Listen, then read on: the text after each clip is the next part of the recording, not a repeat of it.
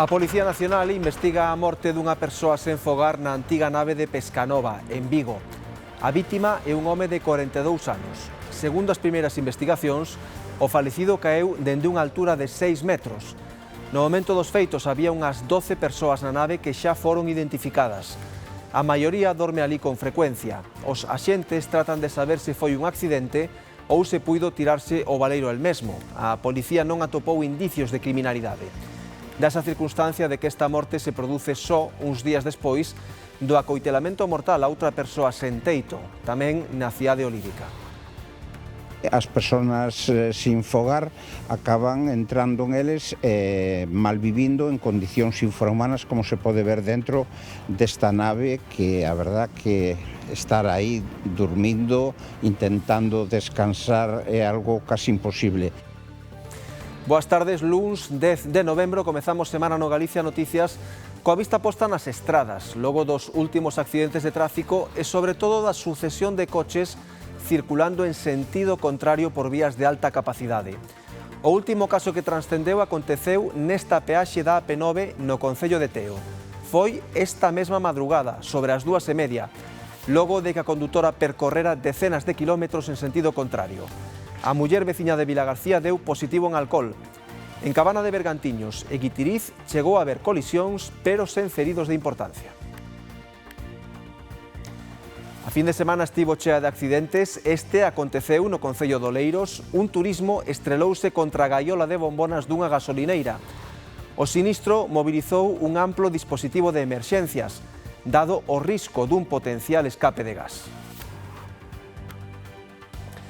A portada doxe traemos tamén dous accidentes máis encambados, estes de madrugada, en que os condutores fuxiron deixando os vehículos no lugar dos feitos.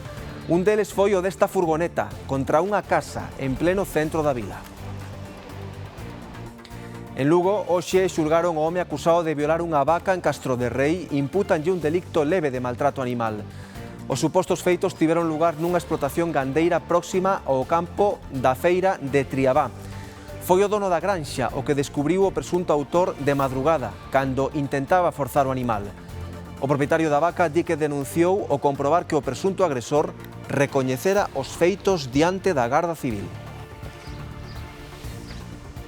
Eu creo que é unha persona enferma, porque cando fai con un animal o que pode facer con unha persona, que foi tamén a parte de reconocer os feitos diante da Guardia Civil. Sigo dicindo que sabía que cando o reconocía diante de min que non iba a valer, que era a palabra dun contra o outro, pero ao reconocer os feitos diante da Guardia Civil foi quen me dixo que debera denunciar. Dixen que non iba a pedir indemnización porque de onde non hai non vamos sacar.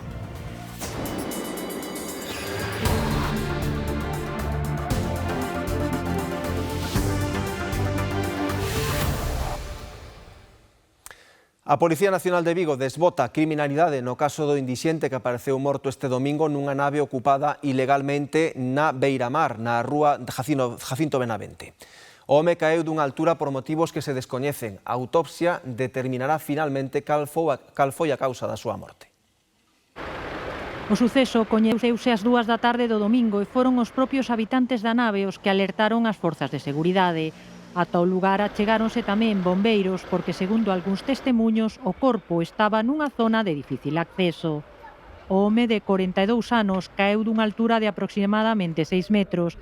A principal hipótese é que foi unha caída accidental, xa que a policía desbota o 90% que o falecemento se debese a un acto criminal.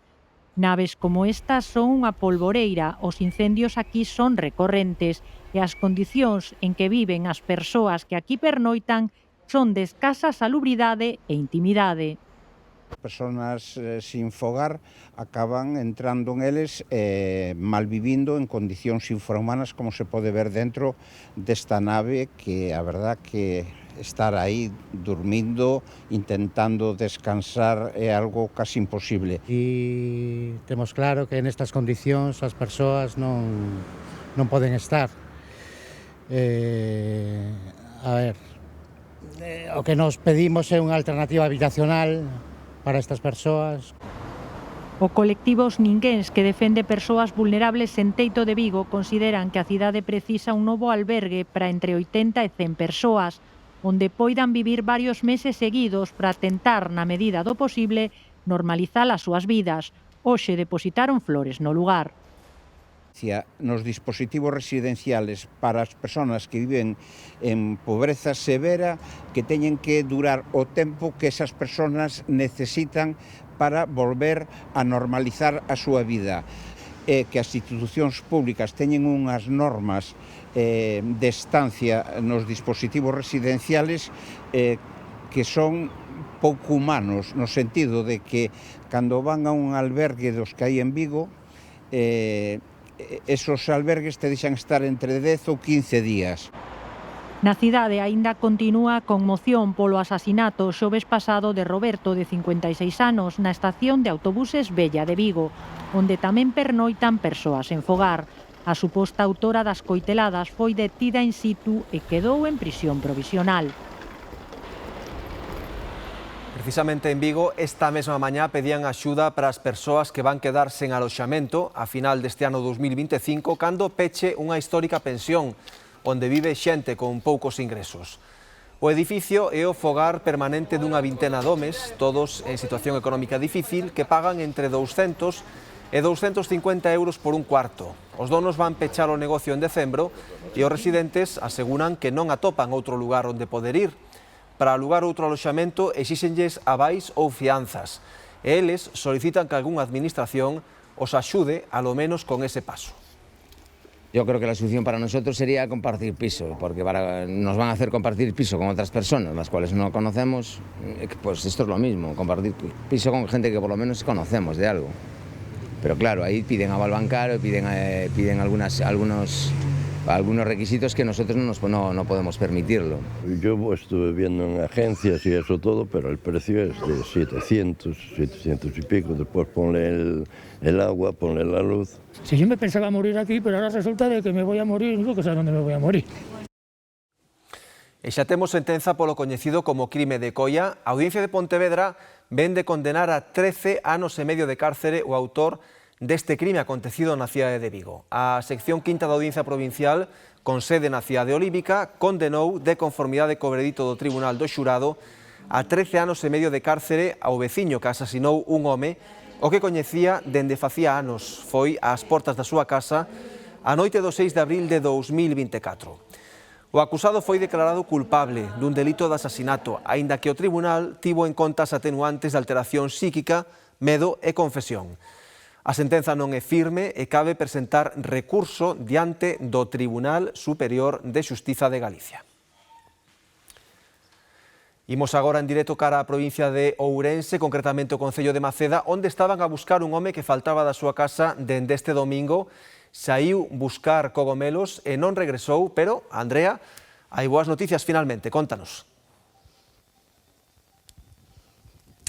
Si, efectivamente, despois de levar desaparecido dende onte á tarde, cando, como ben di, saiu a por cogumelos aquí neste lugar das Pías, en Maceda, esta mañá deron con el nas inmediacións do Santuario das Milagres, en Baños de Molgas, que está a uns 8 kilómetros daqui, deste lugar das Pías. Agora, este home que din que está en boas condicións foi trasladado ao Hospital de Ourense, onde lle van a realizar un exame médico. Empezamos onte á noite, cando deron a voz de alarma, pois unha persona que foi collendo setas e que se desorientou supostamente e que non chegou a casa. Entonces, bueno, activamos todo operativo de búsqueda, tanto terrestre como aéreo con drones e, bueno, pois fomos un pouco coordinándonos tamén ca Garda Civil para facer rastreos por toda a zona onde foi visto a última vez. Monte de Vide apareceu esta mañá, bueno, pois tal e como desapareceu bueno, pois onte, non? Ca cesta das setas, totalmente seco, vestido, perfectamente estaba, vamos, que en bo estado de salud e, ben, a verdad, con un final feliz. Mantiña os seus fillos cheos de pulgas e sometidos a agresións e vexacións continuas. Agora un xulgado do penal da Coruña acaba de condenalo. O magistrado imponlle unha condena de 3 anos e 4 meses de prisión por maltratar de xeito continuado os seus dous fillos de 9 e 5 anos durante as fins de semana que os meniños pasaban con el. Tamén lle impoñen 40 días de localización permanente e durante 11 anos e medio terá prohibido achegarse e comunicarse cos menores. A máis, o proxenitor queda privado da patria potestade durante 9 anos e deberá pagar unha indemnización de 12.000 euros.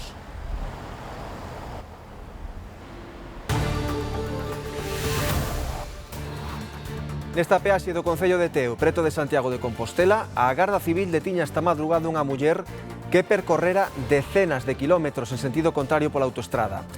Pasaba das 2:30 da mañá e varios condutores alertaran o teléfono de emerxencias da presenza dun coche que circulaba cara a Santiago nos carrís de dirección Pontevedra. Non foi o único caso rexistrado nos últimos días nas estradas galegas. Chegou a haber accidentes.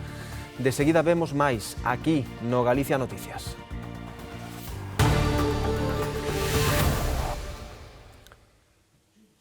Completamente calcinados quedaron estes dous camións que ven nas súas imaxes que arderon no Porto de Muros. Sucedeu de madrugada cando os vehículos dedicados ao transporte de peixe estaban estacionados no Peirao. Ata o lugar desprazáronse efectivos do GES de Muros que se encargaron de apagar o incendio. A Garda Civil mantén aberta unha investigación para tratar de aclarar as circunstancias deste incendio doble. Aparatoso accidente de tráfico en Oleiros onde un turismo se estrelou contra a gaiola de bombonas de butano dunha gasolineira.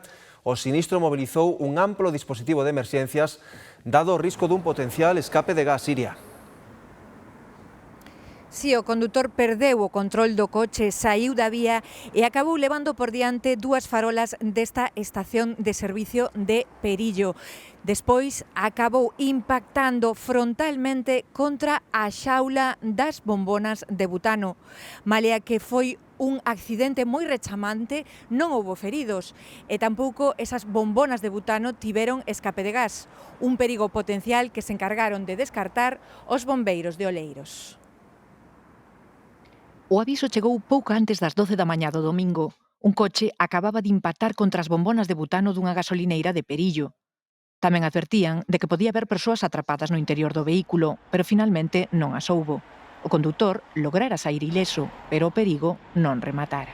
Foi, como comentábamos, nunha gasolineira con bombonas, eso sempre chama a atención, e si que hai un procedimento para estos casos, pero, bueno, as bombonas tampouco é moi fácil que exploten así, porque sí, non? O perigoso sería que houvese unha acumulación de gases nun recinto pechado, pero neste caso, pois non era así. O sinistro mobilizou un amplo dispositivo de emerxencias que se encargou de asegurar a zona para previr danos maiores. O caso de que houvese que se producise algún incendio, que neste caso non foi, pero faise un acortinamento da zona con auga e con extintores específicos para este tipo de elementos. No lugar dos feitos aínda está o coche sinistrado. O seu ocupante circulaba pola Nacional Sexta e perdeu o control do vehículo á altura da gasolineira. Saiu da vía levando por diante dous farois e un sinal de tráfico para logo acabar batendo coas bombonas. É un pouco inexplicable nesa zona porque non é un lugar de siniestrabilidade deste tipo. Parece ser que esta persoa iba con alcoholemia positiva, entonces, bueno, tamén tirou dous báculos de farolas que no desprazamento que tivo na saída de vía. Por sorte, ninguén se cruzou na traxectoria do vehículo, que atravesou unha zona onde pasan peóns antes de quedar encaixado na gaiola do butano. Esta fin de semana foi unha fin de semana de accidentes. Houbo dous de madrugada en Cambados e nos dous casos os condutores fuxiron deixando os vehículos accidentados no propio lugar dos feitos. O máis sorprendente foi un en que unha furgoneta chocou contra unha casa en pleno centro da vila. Menos mal que había maceta esa, senón os daños houberan sido peores. E que a farola esa, pois non lle calleu encima porque rozouna, sabes? A piques estivo esta furgoneta de rematar dentro da vivenda dos pais deste home que dormían a iso das 5 da mañá do domingo cando escoitaron un forte estrondo. O mesmo lle ocorreu a veciña da vivenda lindeira. Cando saiu fora a ver que ocorrera, viu os estragos, pero o condutor xa non estaba. O vehículo sinistrado viña da avenida do Salnés e por causas que se descoñecen continuou recto en lugar de xirar por esta avenida de Vilariño. Os danos obrigarán a importantes arranxos en dúas vivendas. Uns daños bastante importantes porque esa parede está encima desa balustrada e hai que quitala. e hai que arreglar de sacalo, porque isto é un peligro, ese non pode quedar así. Menos mal que non lle caeu un muro encima. Eso hai que quitalo, non por xa por calquera, porque se se cae hacia aquí, pois pode facer un daño importante. Non foi o único incidente dese tipo esa noite. Na mesma rúa, pero xunto á rotonda que dá acceso a Cambados, outro vehículo saía da vía e remataba encaixado nunha leira na beira da estrada. A Garda Civil iniciou unha investigación para dar co paradoiro dos condutores dos dous coches protagonistas destes accidentes. Unha condutora que circulaba en sentido contrario pola AP9 e que deu positivo en alcolemia foi detida esta noite en Teo. É o terceiro incidente deste tipo que ocorre en Galicia dende a fin de semana. Nesta peaxe da AP9 no concello de Teo, a Garda Civil detiña unha muller que percorrera decenas de kilómetros en sentido contrario pola autoestrada. Pasaba algo das 2:30 da mañá e varios condutores xa alertaran o teléfono de emerxencias da presenza dun coche que circulaba cara a Santiago polos carrís de dirección a Pontevedra. Segundo fontes da Garda Civil, a muller, que é veciña de Vilagarcía, deu positivo nunha proba de alcolemia. Horas antes, outro coche que tamén ía en sentido contrario ocasionaba este choque frontal na AG55. Foi no concello de Cabana de Bergantiños, na parroquia de Nantón. Unha persoa quedou ferida. Precisamente, a persoa do guindastre que retirou os dous vehículos é un ointe habitual da Radio Galega e informaba do sucedido en directo. Señora Kamikaze, a ver, é unha señora de 78 anos, eu creo que na salida da golada, ela, en vez de, efectivamente, coller as rotondas para coller tapos, coller a salida, entendes? Pero foi un impacto impresionante. Cando chegaron ao lugar, os bombeiros de Bergantiños comprobaron que unha das persoas era incapaz de sair, polo que a retiraron por outra das portas do vehículo. Os coches mal para nada. Pero os coches estaban distanciados un do outro máis de 100 metros. Máis de 100 metros. O impacto foi moi fuerte. Pero eu creo que non sabía nin... No, claro, tivo que ser eso, froito dun despiste de que a noite tampouco acompaña. Na autovía do Noroeste, na A6, un condutor que circulaba en sentido contrario bateu contra outro vehículo en Guitiriz. O coche avanzaba en sentido Lugo e colidiu cun microbús no que ían unha vintena de pasaxeiros. Por sorte, o chofer do bus puido esquivar parte do impacto. Un aviso 112 alertou esta madrugada os equipos de emerxencia dun incendio en varios colectores de Vilagarcía de Arousa. Segundo parece, as lapas iniciáronse en dous deles. Había un de vidro, de orgánico e de cartón. A rápida actuación do Servizo de Emerxencias Municipal conseguiu sufocalo axiña. Con todo, quedaron completamente destruídos. A maiores, outro colector de Cáritas e máis un de aceite quedaron danados. Tamén un coche que estaba ali estacionado.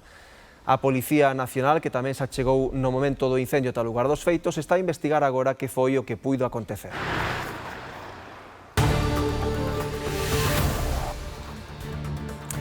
Entrou nunha granxa de Castro de Rei e agrediu sexualmente unha vaca. É do que acusan a un home que hoxe está a ser xulgado en Lugo. Denunciou o dono da explotación gandeira que o sorprendeu en plena acción.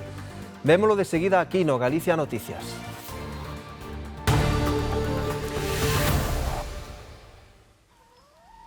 Este luns entran en vigor en 40 concellos galegos as medidas de protección para evitar contaxios ás aves domésticas da gripe aviaria por parte das aves silvestres. Están afectados municipios nas 4 provincias e a comarca do Salnés a que máis ten. As pitas e outras aves domésticas terán que permanecer ata nova orde dentro dos galiñeiros ou en recintos protexidos de tal xeito que non poidan entrar en contacto con aves que poidan ter a enfermidade ou cos seus excrementos. Nos xulgados de Lugo quedou visto para sentenza o xuízo contra o home denunciado o verán pasado por presuntamente violar unha vaca nunha explotación gandeira en Castro de Rei. A vista celebrouse sen a presenza do acusado. A súa defensa pediu a libre absolución por falta de probas, mentres a Fiscalía sostén que hai indicios suficientes para vinculalo cun delito leve de maltrato animal. Os feitos tiveron lugar na madrugada do 29 de xuño nesta granxa da aldea de Triabá. Foi a nai do dono da explotación a que se percatou de que algo pasaba na corte polo ruido que facían as vacas. Cando se asomou, viu un home detrás dunha delas atada polo pescozo e o rabo e subido a un banco, como tamén confirmou o propio gandeiro. Ademais, dixo no xuízo que o acusado lle recoñecera que sometera o animal a unha práctica sexual. Non estou satisfeito porque me parece unha tomadura de pelo que... Claro, ao ser a miña palabra contra a del, que non hai unha cámara que que o ratifique, que non se cite a Guardia Civil diante de onde reconoceu os feitos o acusado. O acusado estaba de paso na zona porque traballaba nunha das atraccións das festas de San Pedro que se celebraban preto da granxa. O denunciante identificouno no propio campo da festa. Que había 3 guardias civiles cando el dixo que sí, que fora verdad, porque eu xa sabía que cando mo dixo a min na casa que non valía para nada. Entonces, cando me animei a poñer a denuncia foi cando el reconoceu os feitos diante das autoridades, non? Porque sabía que esta persona iba a seguir andando polas festas e tratando con nenos pequenos. O acusado non se presentou ao xuízo e a súa letrada solicitou a súa libre absolución. La defensa, en primer lugar, mantiene que no quedan acreditados los hechos, o sea, que mi cliente no cometió esos hechos y que para el hipotético caso de que los hubiese cometido, entendemos que tal y como está regulado a día de hoy ese delito en el Código Penal, que queda mucho por avanzar en la protección jurídica de los animales, pues que no sería constitutivo de delito, tal y como está tipificado. Pro Ministerio Público os feitos están acreditados coas declaracións do denunciante e a testemuña e sostén que hai indicios suficientes para condenar o acusado por un delito leve de maltrato animal, pero que solicita unha multa de 360 euros ou traballos en beneficio da comunidade, así como o pago das costas. O denunciante non pediu indemnización. Final feliz pro chamamento desesperado polas redes sociais dunha veciña de Cambados que pedía colaboración para topar 450 euros extraviados na rúa. Na mensaxe, a muller explicaba que retirar os cartos nun caixeiro, fora facer un pagamento, logo a unha asesoría e despois recoller un dos seus fillos á clase. Alí decatárase de que lle faltaban os 450 euros que eran o que tiña para pasar o mes cos seus 2 fillos pequenos. Días despois comunicou agradecida tamén a través das redes sociais que lle devolveran o sobre con todos os cartos. En Neda, os veciños volven a alzar a voz ante unha situación que consideran urxente e perigosa, a acumulación de maleza nos ríos Basteiro e Velelle. Din que sen unha intervención inmediata poderían repetirse as inundacións que xa sufriron no pasado.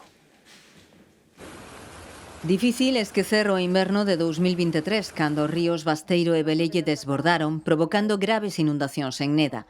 Vivendas anegadas, estradas cortadas e familias afectadas por unha situación que, segundo os veciños, podería repetirse. Eso nunca existió, esto nunca existió. Tenemos agua a mazo. Hace 2 años yo tuve que comprar todo lo que tengo dentro de mi casa, de la riada grande que hubo. Que é unha vergüenza que isto, cando se colleu, bueno, por aí que cheu todo de auga, mi madre, isto sin limpiar. Así están hoxe os cauces dos ríos, a maleza medra e os obstáculos naturais impiden o fluxo da auga. Cando chove un pouco, isto chase de auga e desborda.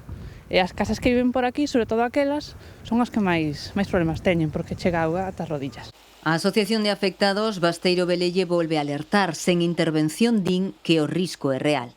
Nunca che van a garantizar, polas horas que fagan, que as inundacións non se van a producir. O clima é cambiante, pero sí son pasos moi importantes para a tranquilidade, para seguir vivindo, digamos, coa tranquilidade que che dá pensar que, ainda que veñan choivas como viñeron aquela vez, ou en novembro, pois a inundación non se vai producir. Eso nos dá tranquilidade. Porque para os veciños non abonda con eliminar obstáculos puntuais. Tramos que aquilo hai alturas de 2 metros e 2,5 metros, nós fixemos un escrito desde a asociación ao Concello. É verdade que distintos veciños xa foron ali protestar e facer escritos. Eles dinlles que, como están nunha asociación, que sea a asociación fixo o seu traballo, pero o Concello a día de hoxe non nos contestou nin positivo, nin negativo, non fixo nada. É verdade que o teñen que facer eles, nós estamos esperando que o faigan, pero o problema é que con estas chuvias que están vindo, agravas o problema, non? Insisten en que compre actuar en todo o treito fluvial para evitar que as choivas volvan converter Neda nunha zona catastrófica. Veciños do centro de Salvaterra loitaron no seu día por unha pista asfaltada, pero a alegría duroulles pouco. En 5 anos está chea de fochancas. Moito pediu no Concello de Salvaterra o sogro de Aitor que asfaltasen esta pista que vai desde o Pazo a Dega das Barreiras ata a zona do Casal, algo que fixeron contra o 2020, pero o firme xa está deteriorado e cheo de fochancas. Hai servizos como repartidores de butano que xa non queren ir ata as súas casas. porque ven un taxis ou ven unha ambulancia ou ven un coche das bombonas, porque o coche das bombonas e a taxa non quiso subir aquí arriba. Entón, pois, cara, esta pista quede mellor condicións. No, porque, claro, entre os buracos, a subida, si veñen no sentido de aí do Alto do Galo para cá, ben, pero como veñan de abaixo, incorporarse para aquí é bastante complicado. Teñen que ir, dar a volta, porque xa o meu coche xa é pequeno, eles os camións se lle dá máis traballo para girar aí. Mónica González sofre cada vez que o seu coche entra nunha fochanca, case pode sentir a dor. A primeira vez que me pillei o buraco, yo sei que me doía máis a min que ao propio coche, me parece. O coche resintio, claro, porque non deixa de ser aí un socavón, prácticamente. Estes veciños falaron co Concello antes e despois das municipais para que lles arranxasen o vial e chegou a haber un compromiso, pero nunca se cumpriu. Antes dos votos e depois dos votos que falei co teñente alcalde e me dixo que falei con ele o mes de, se non me equivoco, o mes de enero e depois díxome que o mes de junio que iban a fer a pista nova está sin facer. Pro pequeno que o vial é bastante transitado pola xente que volve de festa e tamén por veciños e pilotos de rally. Por iso os veciños pregan ao Concello que se arranxe xa. Arranca na ría de Arousa a campaña Centola, unha das máis esperadas do ano. As expectativas son boas. Medio cento de embarcacións saíron do Porto do Grove onte pola mañá para alargar os aparellos na ría. Hoxe volveron ao mar para levantar os miños e recoller as capturas. Algunhas dignas de exhibir como facían os tripulantes do Mar e Mar. As condicións meteorolóxicas son óptimas hoxe. Hoxe están perfectas para o Centolo. Ten un pouco de revolvedura ao mar e móvense, entonces mallan. O tope de capturas son 35 kilos por embarcación e outros 35 por cada tripulante. Nesta primeira xornada, algúns queixanse de non alcanzalos, pero confían en que vaya mellor a medida que vayan testeando os caladoiros. Hai que ir sondear, tirar o aparello nun lado, noutro, ir buscando hasta que se dé donde hai un poquinho máis de capturas. Hai que buscalas aínda, o mar de fondo axuda algo, pero coa borrasca que nos ven aí, pouco vamos poder traballar. En kilos ven, agora eu prefería que viñera máis femia, verdad? Femia ven pouca, ven moito macho. Pero... Claro, porque é a que mellor se paga, non? Sí, é a que mellor precio ten. Eu estou máis optimista que Martín. Martín sempre un pouco máis negativo. Eu penso que ben. Eu penso que, inda que a femia non se ve, está aí, a de chegar. O que non ten discusión é a calidade do produto. Vese por hora pouca, pero de moi boa calidad. Calidad boa. Na nosa ría, a verdade é que eso non hai duda. Ás 5 da tarde comezará a primeira poxa na lonxa do Grove. O prezo mínimo pactado pola confraría é de 13 euros o kilo. Confían en igualar ou superar os 27 os que chegou o ano pasado. Esperemos que os compradores que veñan con ganas, nós sabemos que vai haber xente de Asturias e de Lugo a comprar, máis os de sempre de por aquí, e o mercado está demandando o Centolo, entón eu penso que sí, que ha de haber precio. Ourense prepárase xa para o día grande dos magostos. Hoxe toca facer as últimas compras. Laura Álvarez. Sí, aquí, por exemplo, na Praza de Abastos de Ourense, hoxe a actividade é algo máis intensa do normal para un día de semana. Toca recoller encargos e facer as compras de última hora. A carne, os chourizos e, por suposto, as castañas son imprescindibles desta volta na cesta da compra. Xa sexa na casa ou ao aire libre, sei que a meteoroloxía o permite, o magosto será o protagonista en Ourense durante toda a xornada de mañá. Os máis rezagados nestas últimas compras para o magosto estaban na Praza de Abastos de Ourense dende primeira hora da mañá. Sí, que a familia, mañá vamos. Sí. E que está as compras de última hora? Sí, que é de última hora. Con tempo justo, como sempre. Eles deixarono para o final, pero certo é que aquí foron moitos os que tamén aproveitaron a fin de semana para adiantar a súa compra de magosto. O magosto non é somente un día, son moitos días. Pero sí, moi animado. De feito, sábado houve moitísima xente. Vendeuse moitísima castaña, entre outras cousas tamén, pero castaña un montón dela. Creo que a xente está moi animada. Eso é unha tradición que nunca se pode perder. Nós tuvemos moito xa po sábado pasado, pero ainda siga vendo xente que o vai facer mañán. e temos bastantes encargos dises. E tanto os encargos como as compras de última hora teñen desta volta un mesmo menú e unha protagonista indiscutible. Lo máis importante, claro, por supuestísimo que é a castaña. A costilla, a panceta, algún chourizo, algún criollo e pouco máis. Hombre, eso sempre, se non levas castañas a magosto, entón a mí xa non é magosto. Depois anéidense outras cousas, pero... Xa sexa coa familia, cos amigos, sexan moitos ou poucos, o magosto din non se perdona. Cada un vai por aí. Xa son maiores, entonces van cos amigos e, bueno, igual fago eu algo así para o meu marido e para mí. Poucos, pero bueno, case pasalo ben. Con la familia, los amigos, moi divertido. En Ourense celebrámoslo todo, non hai caso. E postos a celebrar, mañá, xornada festiva en Ourense, a festa espallarase por cada recuncho do concello. Dende que hai 10 anos se inaugurou o treito da autovía 54 de Lugo a Palas de Rei, hai un tramo que está limitado a 100 km por hora.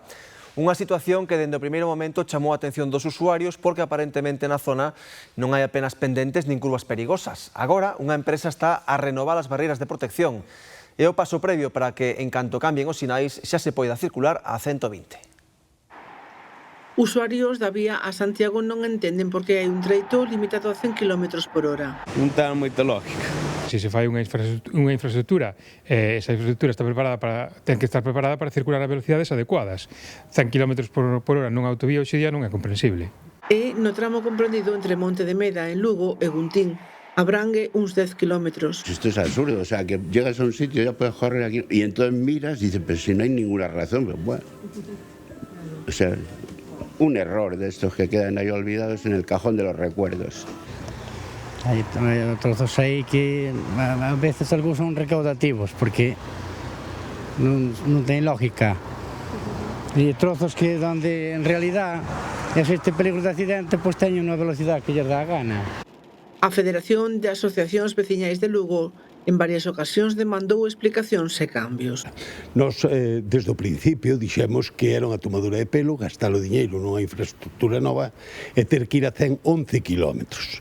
O sea, aí alguén meteu a pata. Non sabíamos se é que era que as curvas non estaban peraltadas, non sabíamos polo que era, hasta que nos damos conta de que nos empezan a contar uns contos que non nos coincidían e agora ao final tuveron que reconocer que as barandas non cumplían para a velocidade de 120. Recentemente unha empresa por encargo do Ministerio de Transportes mudou as barreiras das medianas. Contase que este cambio permitirá no futuro elevar a velocidade de circulación aos 120 km por hora. A ver se é verdad. Co tempo que levamos non era sin tempo que se solucionara ese problema, a verdad que facía falta que lle daran solución, sí.